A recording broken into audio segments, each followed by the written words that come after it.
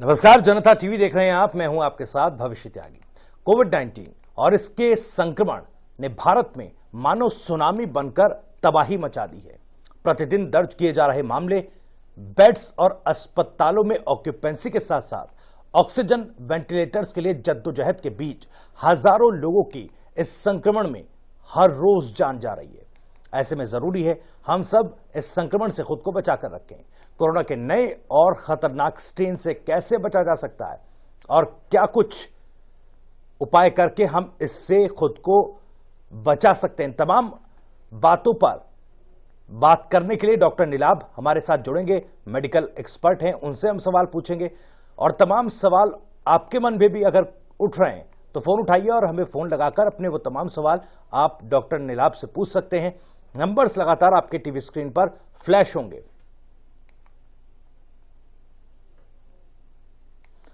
तो कोरोना के new strain के लक्षणों पर हम आपको ग्राफिक्स के जरिए एक रिपोर्ट दिखाते हैं कि आखिर किस तरह के लक्षण इस नए स्ट्रेन में पाए जाते हैं। ये ग्राफिक्स के जरिए हम आपको दिखाने की कोशिश करते हैं। दरअसल कोरोना के नए स्ट्रेन के लक्षण बुखार आता है, सूखी खांसी, थकान होना नए स्ट्रेन के लक्षण हैं।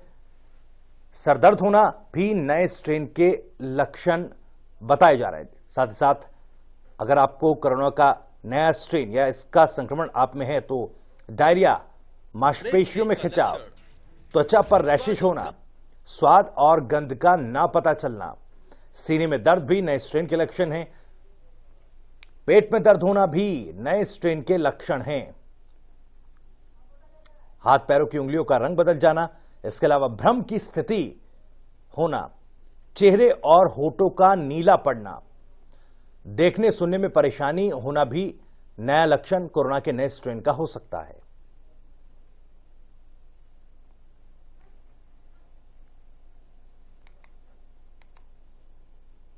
तो आखिर बचाव कैसे करें? हाथ की सफाई बहुत जरूरी है। हाथों को बार बार साबुन या सैनिटाइजर से साफ करें। फेस मास्क का इस्तेमाल जरूर करें। यूके में पहली बार यह नया स्ट्रेन देखा गया। यूके में सितंबर महीने में नया स्ट्रेन देखा गया था, इसकी पुष्टि हुई थी। नए स्ट्रेन से लोग बहुत तेजी से बीमार हुए।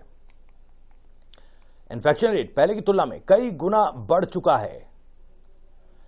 नए वेरिएंट का नाम VUI 2020-12-01 रखा गया।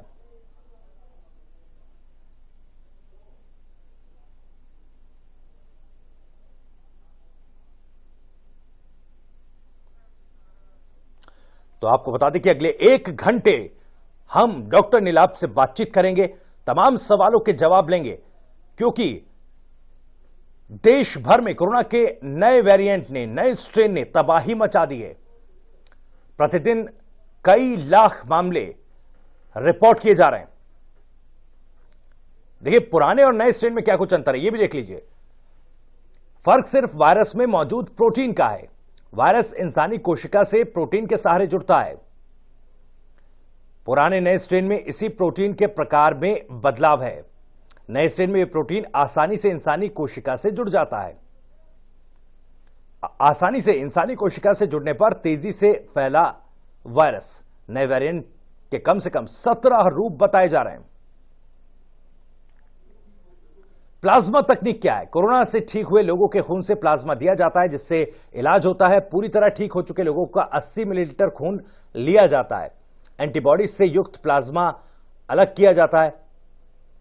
प्लाज्मा लेकर कोरोना मरीजों का इलाज किया जाता है। उस प्लाज्मा में संक्रमण से लड़ने की एंटीबॉडीज होती हैं। ये एंटीबॉडीज पहले ही वायरस से लड़ चुकी होती हैं। ठीक हुए मरीज से 14 दिन बाद ही प्लाज्मा लिया जा सकता है।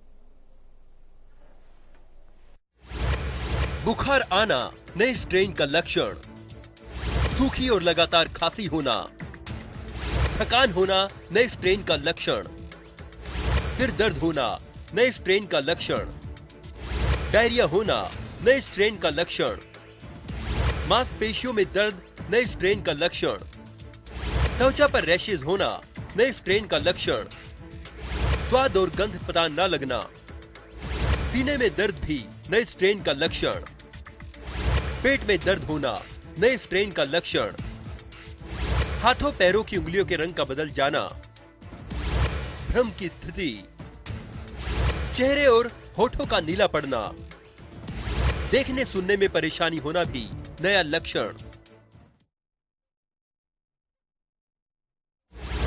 हाथों की सफाई बहुत ही जरूरी है। हाथों को बार बार साबुन से धोएं, लोगों से दूरी बनाए रखें, फेस मास्क का इस्तेमाल करें। यूके में पहली बार नया स्ट्रेन देखा गया। यूके में सितंबर महीने में नया स्ट्रेन देखा गया। नए स्ट्रेन से लोग ज्यादा तेजी से बीमार हुए। इन्फेक्शन रेट पहले की तुलना में कई गुना ज्यादा। नए वेरिएंट का नाम VUI 202012/01 रखा गया है। दोनों स्ट्रेन एक ही वायरस के दो रूप हैं। फर्क सिर्फ वायरस में मौजूद प्रोटीन का है। वायरस इंसानी कोशिका से प्रोटीन के सहारे जुड़ता है। पुराने नए स्ट्रेन में इसी प्रोटीन के प्रकार में बदलाव है। नए स्ट्रेन में यह प्रोटीन आसानी से इंसानी कोशिका से जुड़ता है।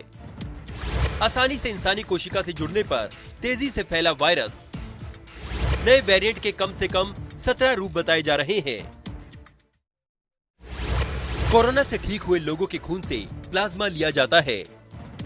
पूरी तरह ठीक हो चुके लोगों का 800 मिलीलीटर खून लिया जाता है। एंटीबॉडीज से युक्त प्लाज्मा अलग कर लिया जाता है। प्लाज्मा लेकर कोरोना मरीजों का इलाज किया जाता है। उस प्लाज्मा में संक्रमण से लड़ने की एंटीबॉडीज होती है। ये एंटीबॉडीज पहले ही वायरस से लड़ चुकी होती हैं। ठीक हुए मरीज से 14 दिन बाद ही ले सकते हैं प्लाज्मा। एक डोनर के प्लाज्मा का 4 मरीजों में इस्तेमाल।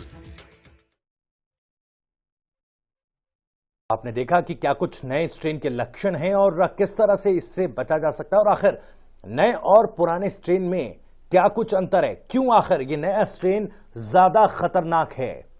नए स्ट्रेन को लेकर आप सभी के मन में भी कई सवाल हैं और इन्हीं सवालों के जवाब के लिए हमारे साथ डॉक्टर नीलाभ अब से कुछ ही देर में जुड़ेंगे।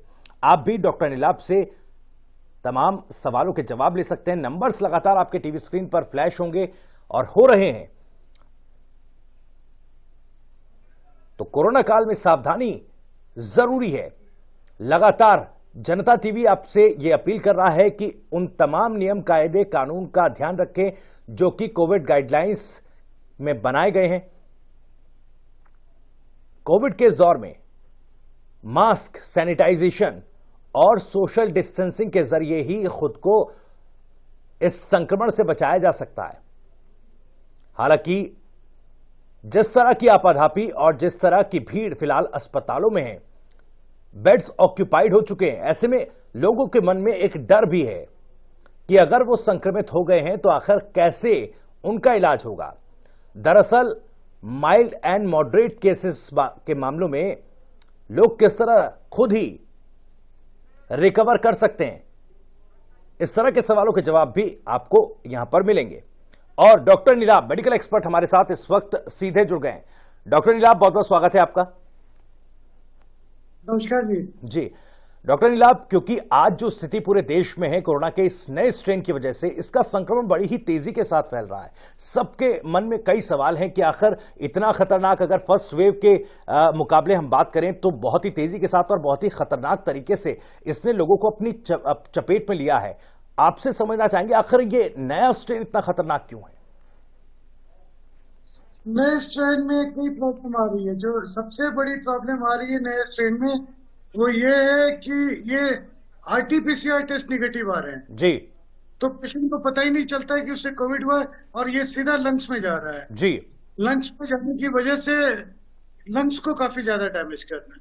लंग्स को इन्फेक्टेड ये कर रहा है कहीं ना कहीं। जी नीलाभ, डॉक्टर नीलाभ इस पर बातचीत जारी रखेंगे, लेकिन एक दर्शक हमारे साथ सोनीपत से रोहित जुड़ गए हैं। रोहित, बहुत बहुत स्वागत है आपका। क्या कुछ पूछना चाहते हैं? मतलब दोनों वैक्सीन लगाने के बाद भी आदमी इफेक्ट हो सकता है इससे, कोरोना से।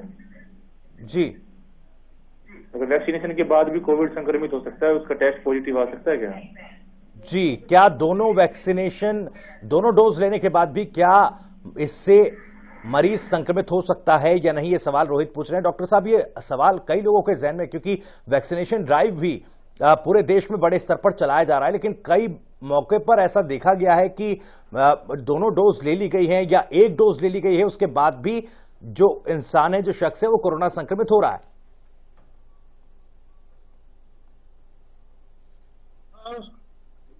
ये आपने वैक्सीन लिया है उसके बावजूद भी हो सकता है ये कौन चीज है, क्योंकि जब वैक्सीन आप देते हैं तो भी यही बोला जाता है कि 70 to 80% लोगों में ही आपको प्रोटेक्शन देगा जी। 70 to 80% से ज्यादा प्रोटेक्शन नहीं होती है। इसकी वजह से ये नोन है कि अगर आपने वैक्सीन लिया भी है तो भी आपको इन्फेक्शन हो सकता है जी।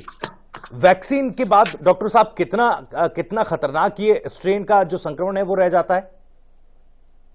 वैक्सीन के बाद माइल्ड केस होता है, कभी भी सीरियस नहीं होता, लाइफ का खतरा नहीं होता है जी।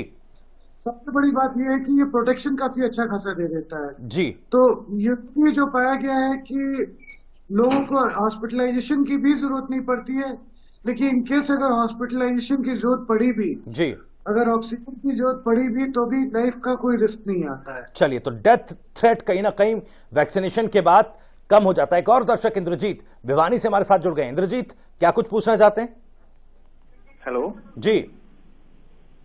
सर, मैं पूछना चाहता हूँ, जैसे घर में छोटे बच्चे होते हैं उनको कई बार बुखार हो जाता है, उसमें तो टेस्ट करवाने की कोई जरूरत नहीं है ना कोविड की? जैसे सीजन चेंज हो रहा है, छोटे बच्चे हैं 8-10 महीनों का जी, तो उसके बारे में हम डॉक्टर साहब से पूछना चाहते हैं। जी बिल्कुल डॉक्टर साहब। नहीं, ये बच्चों में काफी ज्यादा हो रहा है जी, और बच्चों में कई तरीके से हो रहा है। कुछ बच्चे लूज मोशन लेके आ रहे हैं, कुछ बच्चे फीवर लेके आ रहे हैं, और इस बार जो दिल्ली में स्ट्रेन है उसमें एक और खासियत है कि टाइफाइड का टेस्ट पॉजिटिव आता है जी। तो अब टाइफाइड का टेस्ट बच्चों में पॉजिटिव आ रहा है तो हम कोविड का टेस्ट जो करवा रहे हैं। तो अभी का चूंकि महामारी का फेज है, हमेशा सेफ रहना ज्यादा जरूरी होता है। अगर बच्चे में भी फीवर आ रहा है, कोल्ड एंड कफ है, हमेशा ज्यादा अच्छा है कि कोविड का टेस्ट आप करवा लें। चलिए, तो ये कई तरह की चीजें हैं जिनको ध्यान में रखना होगा। एक और दर्शक मनीष हमारे साथ इस वक्त जुड़ रहे हैं सोनीपत से। मनीष, क्या कुछ पूछना चाहते हैं? रखिए अपनी बात। हेलो जी। हाँ जी सर, ये बताइए कि जैसे बुखार आता है और साथ में शरीर में दर्द होता है, खांसी जुकाम भी रहता है जी, तो लेकिन कोई ऐसी दिक्कत वाली बात नहीं है, तीसरा चौथा दिन है आज, इसमें कोई घबराने वाली बात तो नहीं है सर? डॉक्टर साहब घबराने की, देखिए कोविड का टेस्ट जो करवाएंगे, अगर बुखार है, कमजोरी है, सर्दी खांसी जुकाम है, कोविड का टेस्ट जो करवाना है आपको। बिल्कुल, कोविड का टेस्ट जरूर कराएं। और दर्शकों से एक अपील है कि जब आप जनता टीवी पर फोन करें और अपना सवाल पूछें, उस वक्त अपने टीवी सेट की वॉल्यूम को तो कम कर दें या बंद कर दें। इससे आप बेहतर तरीके से अपना सवाल पूछ पाएंगे और आपको जवाब भी बेहतर तरीके से मिल जाएगा। विजेंद्र, एक दर्शक रोहतक से हमारे साथ जुड़ गए। विजेंद्र, बहुत बहुत स्वागत है। क्या कुछ पूछना चाहते हैं? रखिए अपना सवाल। डॉक्टर साहब राम राम। सर, मैंने वैक्सीन लगवाई थी 19 तारीख ने। आज मेरी दाढ़ में दर्द है, क्या मैं कोई दाढ़ दर्द की दवाई लूं या नहीं लूं? कहाँ पे दर्द है? सर, मैंने वैक्सीन ली थी तो मैंने 19 तारीख को, तो मेरी दाढ़ में दर्द है, तो मैं कैप्सूल कोई दवाई लूं या नहीं लूं, मुझे पूछना चाह रहा हूँ आपसे। अगर आपके दाढ़ में दर्द है तो दाढ़ के दर्द की तो दवा लेंगे ना आप, बल्कि वैक्सीन लेने के बावजूद भी अगर आपके दाढ़ में दर्द है तो किसी डेंटिस्ट को दिखाए, कहीं कोई इन्फेक्शन ना हो, कहीं उसके लिए एंटीबायोटिक ना लेना हो। और क्रोसिन तो पेन के लिए लेंगे ही लेंगे आप, लेकिन क्रोसिन लेने के साथ साथ आपने डेंटिस्ट की ओपिनियन लेनी है कि कहीं दांत का इन्फेक्शन ना हो। इसको वैक्सीन से कोई मतलब नहीं है। चले, तो डेंटिस्ट को आपको कंसल्ट करना होगा। बहुत बहुत शुक्रिया विजेंद्र आपका। सुमन, एक दर्शक दिल्ली से हमारे साथ जुड़ गई। सुमन, बहुत बहुत स्वागत है। रखिए अपना सवाल। जुड़ी नहीं है, लगता है संपर्क हमारा टूट गया। तो आप भी हमें कॉल कर सकते हैं और अपना सवाल पूछ सकते हैं। अगले 1 घंटे डॉक्टर साहब हमारे साथ जुड़े हुए हैं और तमाम सवालों के जवाब वो दे रहे हैं। डॉक्टर साहब, जैसा कई सवाल आए, वैक्सीनेशन को लेकर भी सवाल उठ रहे थे। वैक्सीनेशन के एडवर्स सिम्टम्स को लेकर कुछ लोगों में भ्रम अभी भी थोड़ा बहुत बना हुआ है। देखिए, वैक्सीनेशन बहुत ही जरूरी है। जब तक पूरे संसार में, पूरे विश्व में 80 to 90% पॉपुलेशन को वैक्सीन नहीं लगेगा जी, ये कोविड कंट्रोल में नहीं आएगा जी, कोविड के बारे में, वैक्सीनेशन के बारे में 2-3 चीजें जाननी बहुत जरूरी है जी, कि ये वैक्सीनेशन नंबर 1 मस्ट है। जी, इसके बिना आने वाले दिनों में इसके बिना एयर ट्रेवल करना दूसरे देशों में मना हो जाएगा। जी। ये सर्टिफिकेट आपको देना पड़ेगा। दूसरा, इसके साथ अगर आपको फीवर या बॉडी एक आता है तो सिर्फ और सिर्फ क्रोसिन की गोली खाने की जरूरत होती है और कुछ भी खाने की जरूरत नहीं होती है। जी, ये जो वैक्सीन है ये अलग अलग वैक्सीन है। जो हमारा कोविशील्ड वगैरह है, कोविशील्ड कोवैक्स, ये 70 to 80% प्रोटेक्शन देता है। वही फाइजर वालों की क्लेम है 91% की, मॉडर्ना की क्लेम है 95%। लेकिन तो भी 20 से 25% चांसेस होते हैं आपको इन्फेक्शन होने की। जी।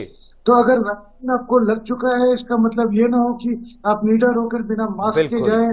वैक्सीनेशन के बाद भी हमें ख्याल रखना होगा। डॉक्टर साहब, एक दर्शक ईश्वर हमारे साथ सोनीपत से जुड़ गए हैं। ईश्वर, बहुत बहुत स्वागत है, रखिए अपनी बात। क्या कुछ पूछना चाहते हैं? लगता है संपर्क फिर से कट गया है। तो रवि, एक दर्शक हिमाचल से हमारे साथ जुड़ रहे हैं। रवि, क्या कुछ पूछना चाहते हैं?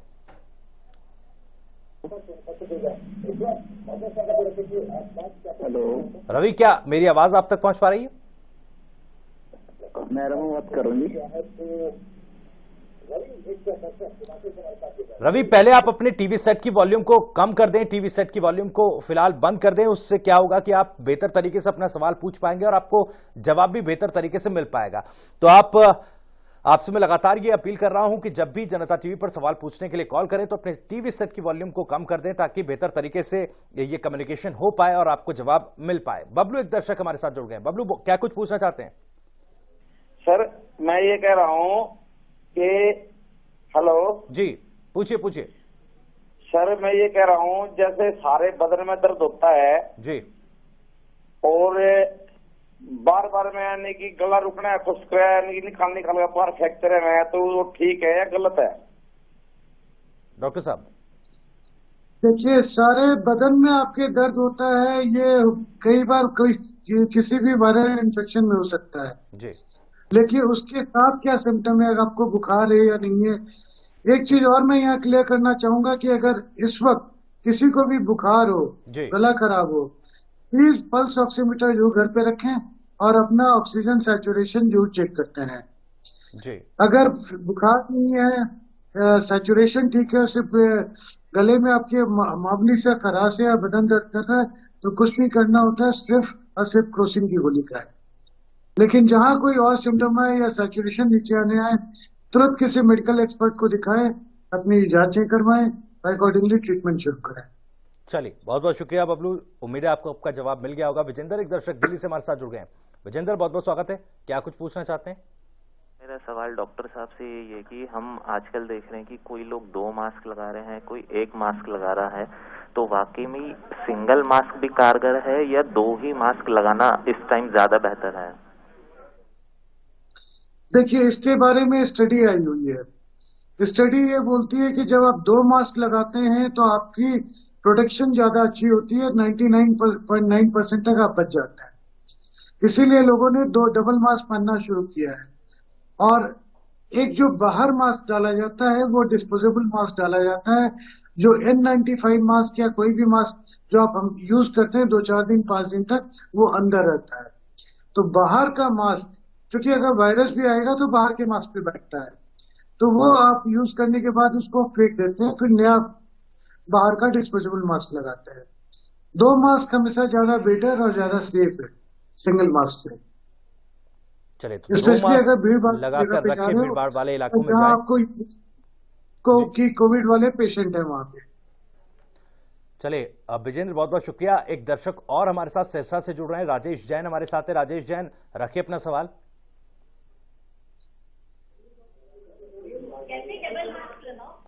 राजेश, क्या आप मुझे सुन पा रहे हैं? हेलो, हाँ जी, सुन पा रहा हूँ जी। राजेश, रखिए अपना सवाल। राजेश, आप अपने टीवी सेट की वॉल्यूम को थोड़ा कम कर दें, उसे बंद कर दें तो बेहतर तरीके से आप सर ये सवाल पूछ पाएंगे। जो ये प्लेटलेट्स कम होना भी कोरोना का एक लक्षण है? देखिए, प्लेटलेट कम होने के कई कारण होते हैं, कई वायरल इन्फेक्शन होते हैं जिसमें प्लेटलेट कम होते हैं। जैसे कि आपको पता होगा कि डेंगू और चिकनगुनिया में भी कम हुआ करता था। इसमें भी जब अगर आपका कोरोना है और कोरोना में ब्लड काउंट्स और प्लेटलेट नीचे, इसमें हमेशा न्यूट्रोफिल नीचे की तरफ आना होगा, शुरू हो जाएगा, सारे काउंट नीचे की तरफ आने शुरू हो जाएंगे, क्योंकि ब्लड बनना कम होता जाता है इन्फेक्शन में, स्पेशली वायरल इन्फेक्शन में। तो कोरोना में भी पाया गया है कि प्लेटलेट कम हो जाते हैं। बिल्कुल, बहुत बहुत शुक्रिया राजेश आपका अपना सवाल पूछने के लिए, जवाब आपको मिल गया है। एक दर्शक रवि हमारे साथ हिमाचल से जुड़ रहे हैं। रवि, क्या कुछ पूछना चाहते हैं? रखिए अपना सवाल। हेलो रवि, पूछिए अपना सवाल।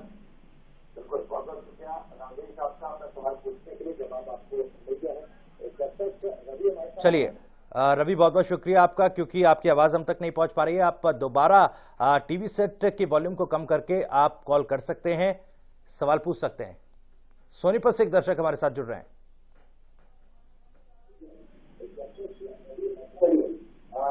ईश्वर, रखिए अपना सवाल। बुखार होने के 6 घंटे बाद इसका कोरोना का टेस्ट करवाना चाहिए जी। कोरोना, अगर आपको बुखार, बदन दर्द है तो हमेशा 3-4 दिनों के बाद ही टेस्ट करवाना चाहिए, 5वें दिन से, क्योंकि शुरू में वायरस जब वो मल्टीप्लाई करते रहते हैं तो कई बार टेस्ट नेगेटिव आता है। तो ये नहीं कि अगर आपको बुखार हो तो तुरंत जाके आप कोरोना का टेस्ट करवाएं, हमेशा 3-4 दिनों के बाद जाएंगे। 5 दिन से लेकर 10 दिन तक ये पॉजिटिव होने के चांसेस ज्यादा होते हैं। चलिए, एक और दर्शक राजकुमार हमारे साथ जुड़ रहे हैं। राजकुमार, क्या कुछ पूछना चाहते हैं आप? लगता है संपर्क टूट गया है, और मैं एक बार फिर से अपने दर्शकों से अपील करना चाहूंगा कि अगर आप फोन कर रहे हैं, अपना सवाल पूछ रहे हैं, तो कृपया अपने टीवी सेट की वॉल्यूम को कम कर दें, उसे बंद कर दें। इससे बेहतर कम्युनिकेशन के साथ आप अपना सवाल पूछ पाएंगे और बेहतर तरीके से आपको अपना जवाब मिल पाएगा। डॉक्टर साहब, जैसे दर्शक लगातार पूछ रहे हैं टेस्ट को लेकर, लक्षण को लेकर, और क्योंकि देखा गया है कि जब फर्स्ट वेव आई कोरोना की, उसके बाद कुछ गिने चुने जो हैं लक्षण बताए गए थे, लेकिन इस बार कई तरह की बीमारियां और ऐड हो रही हैं, कुछ और कई तरह के लक्षण सामने आ रहे हैं। नहीं, अगर आप देखेंगे तो फर्स्ट वेव में भी सारे सिम्टम बतलाए गए थे, जैसे स्किन इन्फेक्शन, जो ये एक नई बीमारी है जो 2 साल से आई है जी। तो अभी तो इस पे चल रही है, चीजें आती जा रही हैं जी। कोविड तो आप याद करेंगे तो फर्स्ट वेव में ही हमें पता चला था कि कई लोगों में रैशेज आते हैं अंगूठे में जी, जो कोविड तो कर दिया गया था।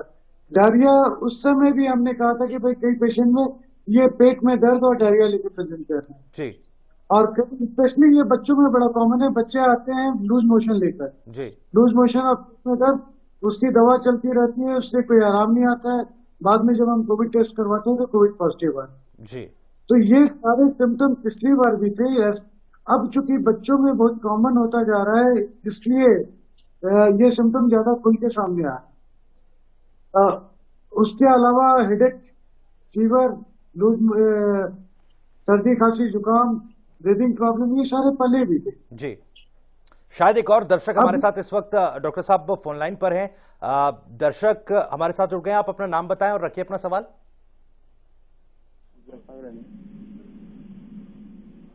मेरा नाम है सर। हेलो जी, चलिए, आपकी आवाज हम तक नहीं पहुंच पा रही है, आप दोबारा हमें कॉल करके अपना सवाल पूछ सकते हैं। विजय, एक दर्शक रोहतक से हमारे साथ जुड़ गए हैं। विजय, क्या कुछ पूछना चाहते हैं? रखिए अपने सवाल। हाँ जी सर। जी, हेलो, पूछिए। मैंने 10-12 दिन पहले वैक्सीन लगवाया था जी, तो उसके 7 दिन बाद मेरे शरीर में दर्द और जुकाम और बुखार शुरू हो गया। आज 4-5 दिन हो गया।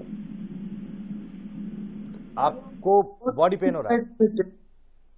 ये बहुत ही कॉमन साइड इफेक्ट है, जिसे कहा जाता है कि माइल्ड फ्लू लाइक सिंड्रोम। जैसे सर्दी, खांसी, जुकाम होता है, वो माइल्ड आपको प्रेजेंट होता है। इसमें कुछ नहीं करना है, कोई भी रैंटा की गोली सुबह शाम ले लें और प्रोसिन की गोली दिन में 3 बार ले लें, या सिर्फ प्रोसिन की 500 मिलीग्राम की गोली 3 बार लिया करें खाना खाने के बाद। ये 2-4-5 दिनों में खुद ब खुद ठीक हो जाए। इसका मतलब है कि आपकी बॉडी में वैक्सीन बहुत अच्छे से काम कर रही है और आपके एंटीबॉडीज को बहुत अच्छे से प्रिपेयर करती है कोरोना से लड़ने के लिए। That is a very good sign. तो एक और दर्शक फिलहाल हमारे साथ जुड़ रहे हैं, कश्मीर गौतम जींद से एक दर्शक हमारे साथ हैं। कश्मीर रखिए अपनी बात, क्या कुछ सवाल पूछना चाहते हैं आप? स्टंटिंग हुई है दिसंबर 15 में जी स्टंटिंग हुई थी जी, सवाल क्या है? और मेरा सवाल है सर, क्या मैं वैक्सीन ले सकता हूँ? ये स्टंट मेरे को हार्ट की भी, शुगर की भी और बीपी की भी तीनों दिखते हैं। आपके लिए बहुत ही जरूरी है वैक्सीन, आप वैक्सीन जरूर लेंगे। देखिए, वैक्सीन लेने के पहले अगर आप कोई ब्लड थिनर ले रहे हैं तो वो सिर्फ और सिर्फ इकोस्प्रिन पे आ जाएंगे। अगर क्लोपिडोग्रीन वगैरह चल रहा होगा तो उसे एक हफ्ते के लिए स्टॉप कर लेंगे और इकोस्प्रिन लेंगे और ये वैक्सीनेशन जरूर लेंगे। आपके लिए बहुत ही जरूरी है वैक्सीनेशन। तो आपको वैक्सीन जरूर लगवानी चाहिए। कश्मीर, बहुत बहुत शुक्रिया आपका सवाल पूछने के लिए। पवन एक दर्शक, माफ कीजिएगा, रमन एक दर्शक हिमाचल से हमारे साथ जुड़ गए। रमन, बहुत बहुत स्वागत है, क्या कुछ पूछना चाहते हैं? रखिए अपना सवाल। हेलो जी पूछिए रमन, अपना सवाल पूछिए। सर, मैं ये पूछना चाहता हूँ कि कोविड की हम वैक्सीन ले सकते हैं या नहीं?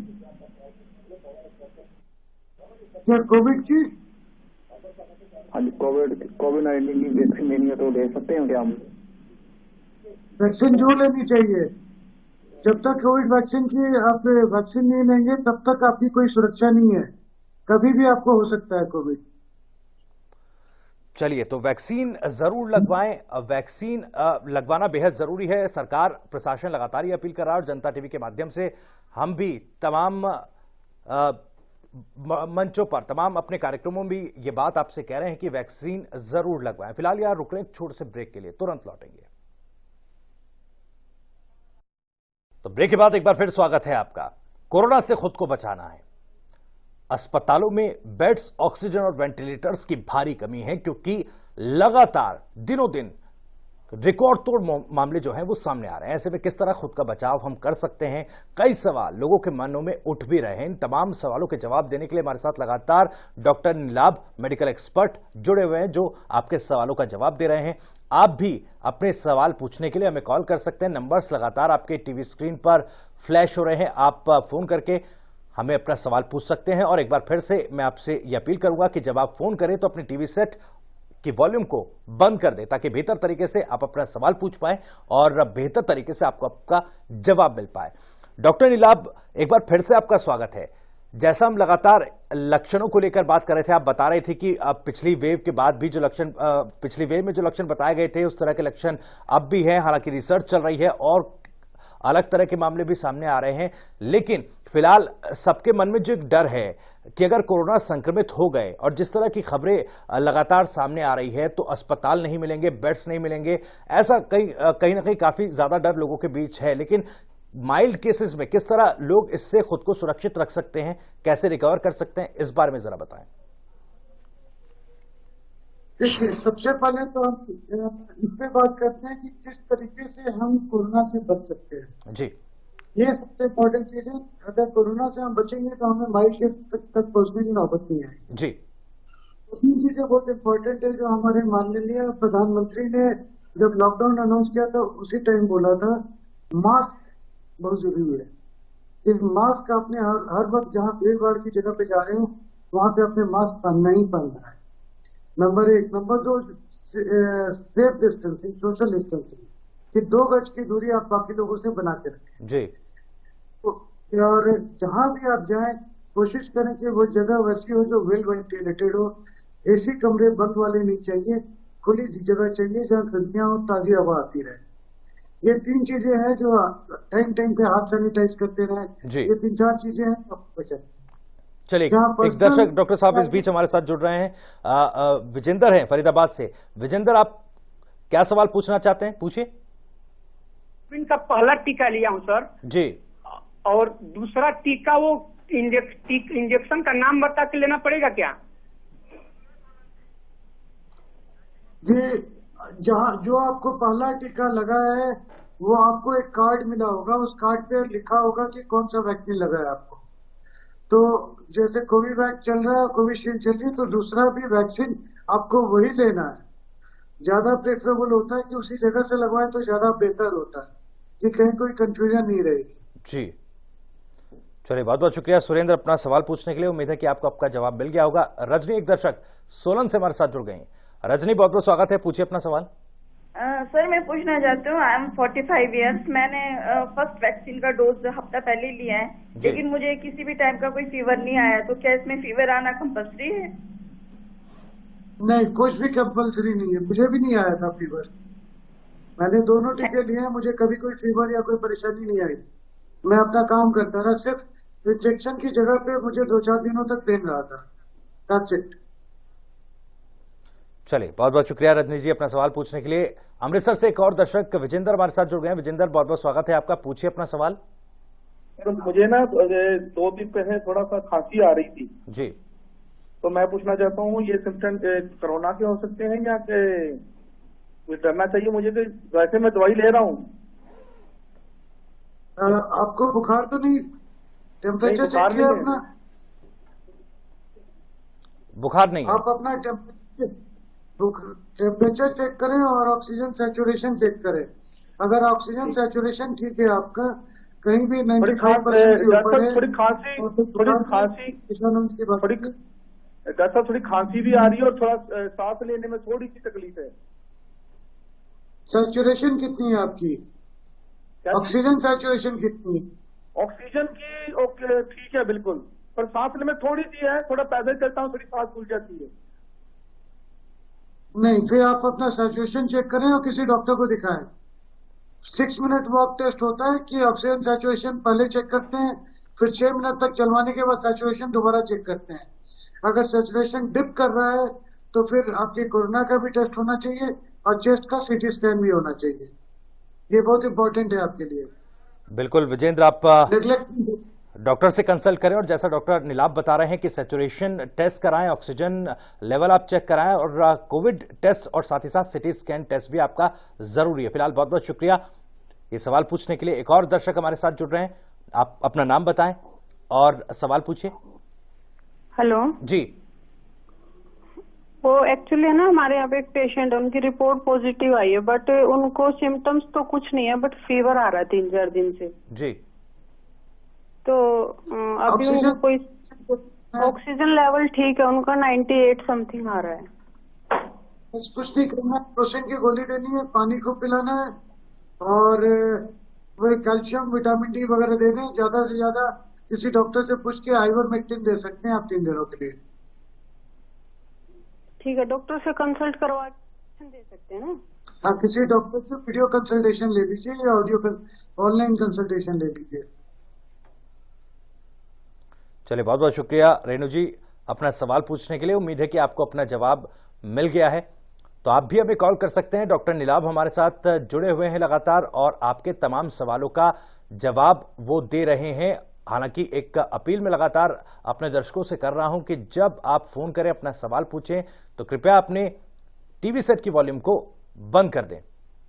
तो कोरोना से कैसे करें अपना बचाव, कैसे इससे खुद को सुरक्षित रखें और इसके लक्षण दिखने पर क्या कुछ आपको करना है, इन तमाम सवालों के जवाब डॉक्टर नीलाभ हमें दे रहे हैं। एक और दर्शक मीनू रोहतक से हमारे साथ जुड़ गई हैं। मीनू, बहुत बहुत स्वागत है, क्या कुछ पूछना चाहती हैं? रखिए अपना सवाल। हाँ जी, मैं ये पूछना चाहती हूँ सर कि मुझे अक्टूबर में कोरोना हो गया था जी। तब से जो है मेरे हाथ पैरों में बहुत ज्यादा दर्द रहता है, ठीक नहीं हुआ है और मेरे वैक्सीन, मुझे कोवैक्सीन दोनों लग चुके हैं। डॉक्टर साहब देखिए, अगर कोवैक्सीन लग चुके हैं और आपको कोरोना अक्टूबर में हुआ था और उसके बावजूद आपका अगर सर दर्द रहता है तो ये सर दर्द कोरोना की वजह से नहीं है, क्योंकि कोरोना के सिम्टम 2 से 3 हफ्ते तक मैक्सिमम रहते हैं और उसकी वजह से अगर कोई कॉम्प्लिकेशन हुई है जिसकी वजह से हेडेक हो रहा है तो ये बहुत जरूरी है आपके लिए कि किसी न्यूरोलॉजिस्ट को दिखाएं, उसे एग्जामिन करने दें। एग्जामिन करने के बाद जो है वो आपको जो भी टेस्ट करवाना है करवा के ये बतलाएगा कि कोरोना से इसका कोई रिलेशनशिप है भी या नहीं है, या ये सिंपल माइग्रेन का पेन है। किसी न्यूरोलॉजिस्ट को से जो मिलने आप। चलिए, बहुत बहुत शुक्रिया। अक्टूबर की वजह से आपका अप्रैल तक नहीं रह सकता है कोरोना की वजह से। बिल्कुल, ये कोरोना के लक्षण नहीं है क्योंकि 2 से 3 हफ्तों तक ही कोरोना के सिम्टम्स इस तरह के दिखाई देते हैं। बहुत बहुत शुक्रिया मीनू आपका। गुरमीत एक दर्शक हमारे साथ जुड़ गए हैं। गुरमीत, बहुत बहुत स्वागत है, रखिए अपना सवाल। ना वैक्सीन लगानी चाहता था, तो मेरा प्रोस्टेट का कैंसर का ऑपरेशन हुआ जी 15 दिसंबर को जी। तो मैंने सिविल हॉस्पिटल गया था मैं मोगे में, तो उन्होंने वैक्सीन लगाई नहीं मेरी। वो कहते हैं अभी आपकी लग नहीं सकती। क्या ये ठीक है? वो क्या कहते हैं? कैंसर का ऑपरेशन हुआ। नहीं, कैंसर का ऑपरेशन हुआ था, पहला वैक्सीन लग चुका है आपको? नहीं, कोई उसके बाद क्या? वैक्सीन अभी डॉक्टर साहब नहीं लगी है, कोई भी वैक्सीन नहीं लगी है। वैक्सीन लगवाने के लिए ये पहुंचे थे, लेकिन वैक्सीन के लिए इनको इनकार कर दिया गया, ये सवाल पूछ रहे हैं। नहीं, वैक्सीन तो लगना चाहिए, इनकार करने का तो सवाल ही नहीं उठता है। ये तो हाई रिस्क ग्रुप में है, क्योंकि कैंसर की दवाई, कैंसर का ट्रीटमेंट चल रहा है। उन्होंने लगाई, सिविल हॉस्पिटल में गया था। वो कहते हैं कोई उन्होंने क्यों इनकार किया? एक्सरे वगैरह के चलते ये लग नहीं सकती। नहीं, एक्सरे वगैरह की वजह से क्या वैक्सीन को कोविड का देने का कोई रीजन नहीं होता है। अगर ब्लड थिनर पे भी आप हैं तो वो ब्लड थिनर कुछ दिनों के लिए जो है माइल्ड कर दिया जाता है, माइल्ड करके फिर उसके बाद वैक्सीन दिया जाता है। 1 हफ्ते के बाद दोबारा उठाया जाता है दवाइयां चेंज करके, लेकिन वैक्सीन नहीं देने का कोई कारण नहीं बनता है। एक बार आप अपने डॉक्टर साहब से भी जो प्रोस्टेट कैंसर का इलाज कर रहे हैं उनसे बात कर लीजिएगा, उनकी सलाह जरूर ले लेंगे। जितने इम्यूनो कॉम्प्रोमाइज पेशेंट हैं, हार्ट के, किडनी वाले हैं, कैंसर के पेशेंट हैं, ये तो हाई रिस्क ग्रुप में है। इन्हें कवरेज जितनी जल्दी मिल जाए उतना अच्छा है। बिल्कुल, तो आप भी जल्द से जल्द अपना वैक्सीन लिए अपने डॉक्टर से कंसल्ट करें और खुद को सुरक्षित रखें। बहुत बहुत शुक्रिया। प्रवीण एक दर्शक हमारे साथ गुरुग्राम से जुड़ गए। प्रवीण, बहुत बहुत स्वागत है। क्या कुछ पूछना चाहते हैं? ये तो क्या मैं कोविड की वैक्सीन ले सकती हूँ? आप एक बार अपना सवाल दोबारा दोहरा दें। हाँ जी, 17 तारीख को, अभी 17 अप्रैल को मैंने हेपेटाइटिस की वैक्सीन ली है। 17 अप्रैल को अगर हेपेटाइटिस का वैक्सीन लिया है तो कम से कम 6 हफ्ते का गैप दे दीजिएगा, फिर लीजिएगा, साथ नहीं लीजिएगा। चलिए, 6 हफ्तों का गैप आपको रखना होगा। प्रवीण जी, बहुत बहुत शुक्रिया आपका। रवि एक दर्शक हमारे साथ जुड़ गए। रवि, बहुत बहुत स्वागत है, पूछिए अपना सवाल। अच्छा, मेरी ना कुछ मेडिसिन एलर्जी कर जाती है जी, तो मैं क्या वैक्सीन लगा सकता हूँ जी? बिल्कुल वैक्सीन लगवाना चाहिए। अगर एलर्जी हो तो एलर्जी की दवा खाइएगा, लेकिन वैक्सीन जरूर लगवाइएगा। और जब भी वैक्सीन लगवाइएगा उन्हें बतला दीजिएगा कि आपकी हिस्ट्री एलर्जी की है। वैक्सीन लेके वहां आधे से 1 घंटे वेट करके फिर आप निकलिएगा, क्योंकि वो भी तैयार हैं कि अगर आपको कुछ एलर्जी से प्रॉब्लम हो तो आपको इमीडिएट ट्रीटमेंट वो दे सके। चलिए, बहुत बहुत शुक्रिया रवि। उम्मीद है कि आपको आपका जवाब मिल गया होगा। तो आप भी हमें फोन कर सकते हैं कोरोना पर, डॉक्टर नीलाभ से अपने तमाम सवाल पूछ सकते हैं। अगर कुछ कंफ्यूजन आपके मन में है वैक्सीन को लेकर, वैक्सीनेशन को लेकर, उन तमाम सवालों के जवाब भी डॉक्टर नीलाभ आपको देंगे। हालांकि इस कोरोना की महामारी के बीच 3 चीजों का ख्याल हम सबको रखना है। सोशल डिस्टेंसिंग, मास्क और सैनिटाइजेशन, ये बहुत जरूरी है खुद को इस खतरनाक वायरस से बचाने के लिए। तो डॉक्टर नीलाभ, जैसा सवाल लगातार लोगों के आ रहे हैं, कुछ लोगों को किसी तरह की अलग अलग बीमारियां हैं, ऐसे में क्या वैक्सीनेशन का एडवर्स सिम्टम हो सकता है, या अगर कोई बीमारी है तो क्या कंसल्टेशन जरूरी है डॉक्टर की वैक्सीनेशन के बाबत? हाँ, कई चीजें हैं जिसकी वजह से प्रॉब्लम आती है। कई दवाइयां होती हैं, जैसे मान लीजिए कोई एंटीवायरल खा रहा है जी, किसी भी वजह से, तो वो एंटीवायरल रोका जाता है। कोई वैसी दवा खा रहा है जिससे इम्यूनो कॉम्प्रोमाइज हो रहा है जी, तो वो थोड़ी देर में वो दवा विड्रॉ कर ली जाती है और नई दवा दे दी जाती है जी। वैसे जैसे टोपिडोग्रिल वगैरह दिया जाता है तो वो दवा कुछ दिनों के लिए होल्ड करके कोई स्प्रिंग पे रख लिया जाता है जी। तो ये बहुत जरूरी, जो डॉक्टर से आप ट्रीटमेंट ले रहे हैं किसी वैसे क्रोनिक प्रॉब्लम के लिए, जैसे हार्ट की हो, किडनी की हो, कैंसर का हो, तो आप डॉक्टर से एक बार जरूर मिलें, उनसे सलाह लें, और उन्हें कोई दवा चेंज करनी होगी तो वो दवा आपकी मॉडिफाई कर देंगे जी। और जब भी आप वैक्सीनेशन के लिए जाएं वहां पे वो फॉर्म आपसे पूछते हैं, आपसे फॉर्म फिलअप भी करवाते हैं, उनको अपनी सारी मेडिकल हिस्ट्री जो बतलाए और इंजेक्शन के बाद 6 से 1 घंटे वहाँ वेट कर फिर आप वहां से आप लीजिए। चलिए, एक दर्शक डॉक्टर साहब इस बीच हमारे साथ जयदेव जुड़ गए हैं। जयदेव, बहुत बहुत स्वागत है आपका। क्या कुछ आप पूछना चाहते हैं? रखिए अपना सवाल। हेलो जी, पूछिए जयदेव अपना सवाल। डॉक्टर साहब, मेरा जो है इंजेक्शन कोवैक्सीन 23 मार्च को लगा था। जी जी, मेरा सवाल यह है, 23 मार्च को मुझे कोवैक्सीन लगी थी। जी जयदेव, आप अपने टीवी सेट की वॉल्यूम को कम कर दें, उसके बाद अपना सवाल पूछें। तो जो है ना, वो अब मैं कोरोना पॉजिटिव हूँ जी, और जो है होम क्वारंटाइन हूँ जी। तो जो है अब ये मेरी वैक्सीन ड्यू है, जो सेकंड डोज है, वो इस हालत में लगवानी ठीक है? नहीं, बिल्कुल नहीं लगवाएंगे, रुक के लगवाएंगे, 4 हफ्ते के बाद लगवाएंगे। नहीं, 23 मार्च को लगी थी ना पहली डोज। 23 मई के आसपास वैक्सीन लगवाएंगे अपनी। हाँ, तो 4 हफ्ते हो गए ना जी, 4 सप्ताह हो गए, अब वैक्सीन लगवानी चाहिए। मैं होम क्वारंटाइन हूँ, पॉजिटिव हूँ। नहीं, होम क्वारंटाइन है, आप पॉजिटिव हैं, तो जब आपको इन्फेक्शन हुई है तो बॉडी खुद एंटीबॉडी बनाता है वायरस के लिए। तो कई बार होता है, चूंकि स्किन डिफरेंट होती है तो कोई प्रॉब्लम ना हो, इसलिए हमेशा थोड़ा सा 1 महीना रुक के फिर सेकंड डोज दिया जाता है। अगर आप देखेंगे तो कोवैक्सीन का फेज दिया जाता है कि 4 to 8 वीक्स में आप कभी भी लगवा सकते हैं। वैसे कोविशील्ड का होता है, कोविशील्ड का भी सिमिलर है कि 4 to 8 वीक्स के बीच में आप कभी भी लगवा सकते हैं।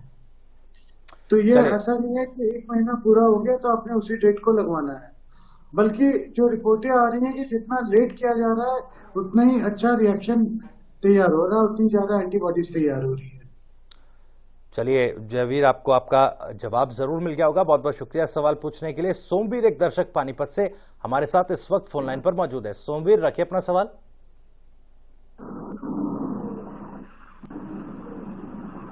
सोमवीर, क्या आप सुन पा रहे हैं? जवाब नहीं मिला जी, कुछ भी बात नहीं हुई। हेलो जी सोमवीर जी, पूछिए सवाल। हाँ जी, वैक्सीन लगवाई 6 तारीख ने। सोमवीर जी, आप दोबारा फोन करिए क्योंकि आपकी जो आवाज है वो हम तक सही से पहुंच नहीं पा रही है। एक और दर्शक हमारे साथ फतेहाबाद से जुड़े हैं, सुनील हमारे साथ है। सुनील, रखिए अपना सवाल।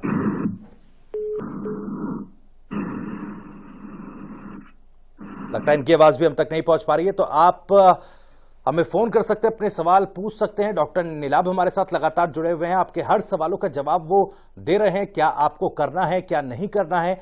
और साथ ही साथ ये अपील में फिर से दोबारा करना चाहूंगा अपने दर्शकों से कि जब भी जनता टीवी पर आप अपना सवाल फोन के जरिए रखें तो आप अपने टीवी सेट की वॉल्यूम को बंद कर दें, कम कर दें, ताकि बेहतर तरीके से आप सवाल पूछ पाएं और बेहतर तरीके से ही आपको उसका जवाब भी मिले। एक और दर्शक हमारे साथ इस वक्त फोन लाइन पर मौजूद है। आप अपना नाम बताएं और पूछिए अपना सवाल। हेलो जी। हेलो जी, पूछिए अपना सवाल। सर, मैं ये पूछना चाहता था, मुझे पहले कोविड हो चुका है जी, 6 महीने पहले, नवंबर में सर जी। तो क्या मुझे वैक्सीन लेनी चाहिए? 6 महीने का टाइम हो गया सर। डॉक्टर नीलाभ, सवाल आवाज बिल्कुल नहीं आ पाई, आप रिपीट करेंगे? 6 महीने पहले इनको कोरोना हुआ था, कोरोना इन्फेक्टेड हुए थे, हालांकि अब ठीक है, लेकिन वो पूछ रहे हैं कि क्या अब ऐसे में उनको वैक्सीन लगवानी चाहिए? बहुत जरूरी है, क्योंकि कई लोग जो है दूसरी बार तीसरी बार भी कोविड के शिकार हुए हैं जी। तो अगर एक बार हुआ है तो ये नहीं है कि ये इम्यून हो गए हैं जी, स्पेशली डॉक्टरों को बहुत कॉमन पाया गया है जी। तो ये बहुत जरूरी है कि अपने आप को वैक्सीनेट करके सुरक्षा कवच डाल लें।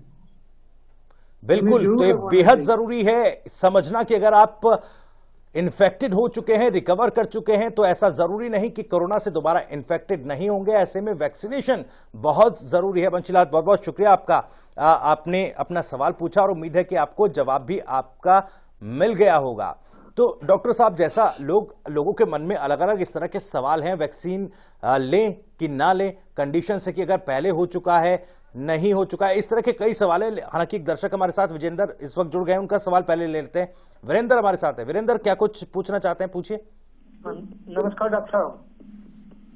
नमस्कार। मैं आपसे ये पूछना चाहता हूँ कि मेरी 10 साल पहले बाईपास सर्जरी हुई थी जी, और मुझे क्या ये वैक्सीन लेनी चाहिए?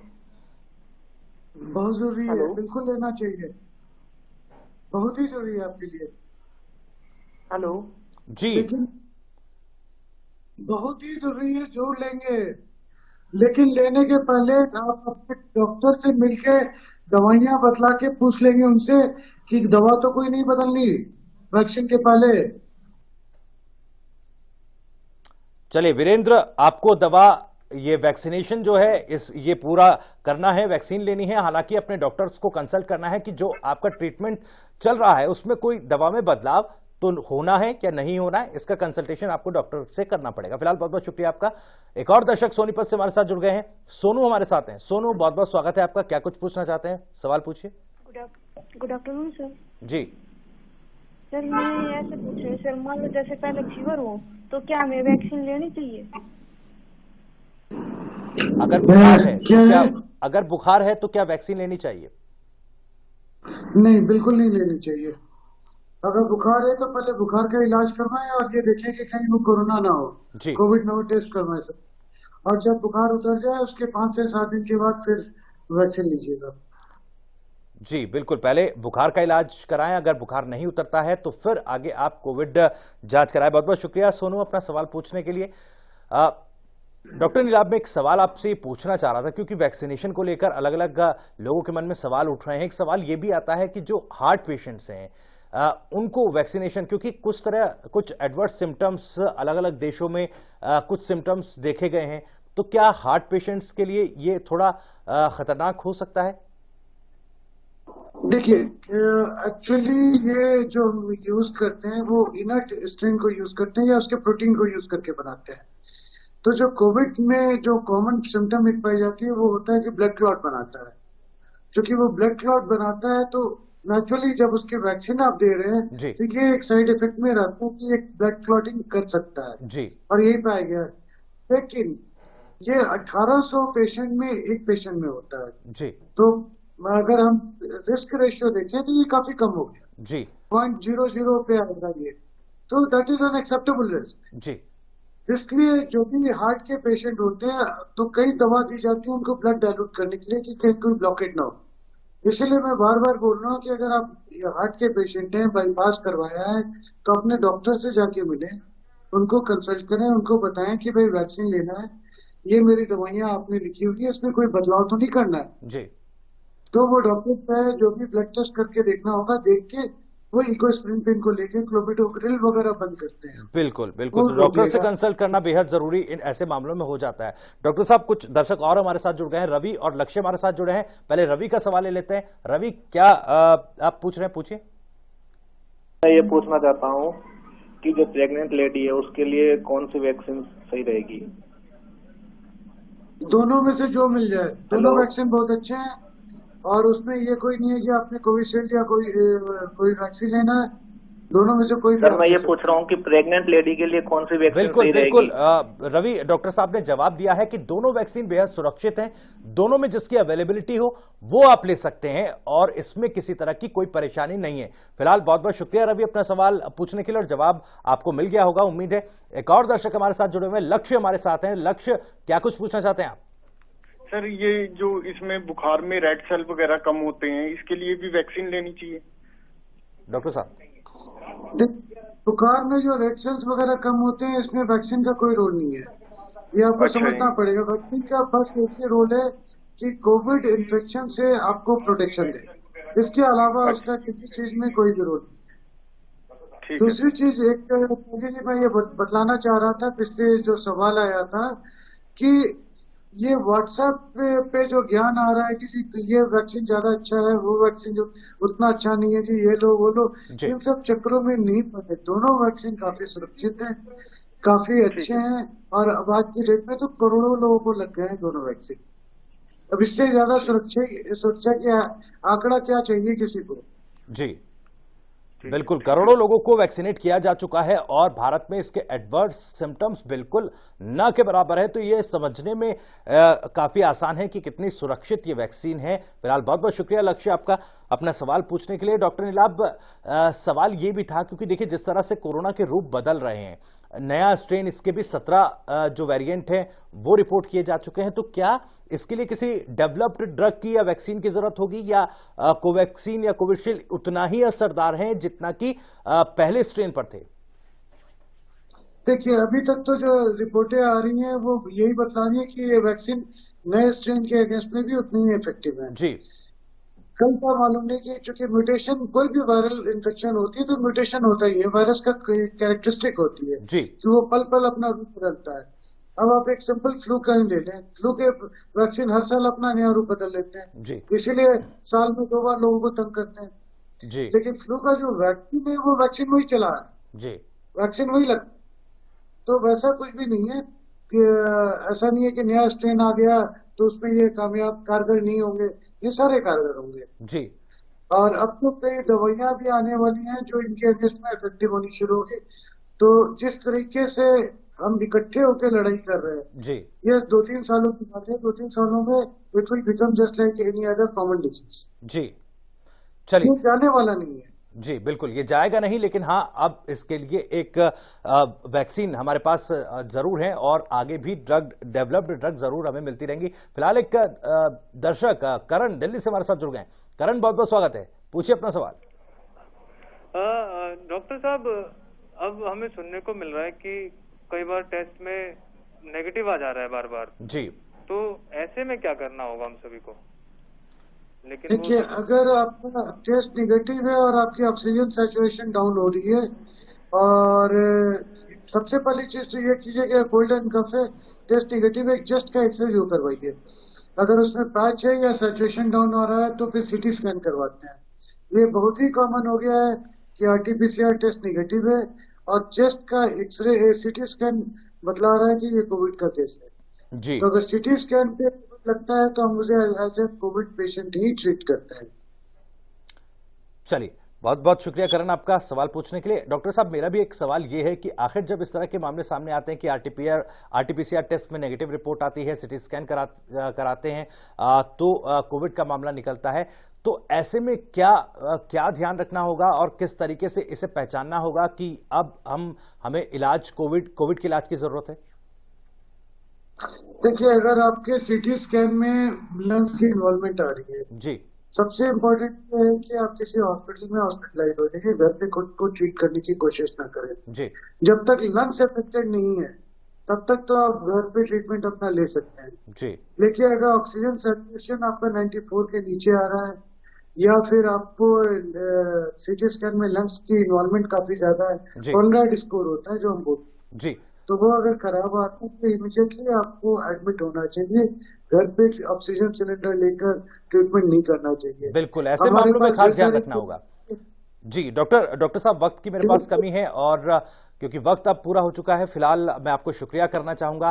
तमाम जो जवाब आपने तमाम लोगों को दिया और हमारे भी सवालों को आपने एड्रेस किया, तो जाहिर तौर पर फिलहाल हमें खुद इस मामले में बिल्कुल लापरवाही नहीं बरतनी है। हालांकि सरकार की तरफ से जो गाइडलाइंस जारी की गई हैं उन गाइडलाइंस का पालन करना है, मास्क, सैनिटाइजेशन और सोशल डिस्टेंसिंग का ख्याल रखना है। इसी के साथ साथ किसी भी तरह की कोई लापरवाही जानलेवा साबित हो सकती है, इसलिए सोशल मीडिया और व्हाट्सएप यूनिवर्सिटी पे जिस तरह के फॉरवर्ड्स किए जाते हैं उनसे बचकर आप डॉक्टर को कंसल्ट करें, उनकी सलाह पर अपना इलाज करें। फिलहाल रुक रहे कुछ देर के लिए।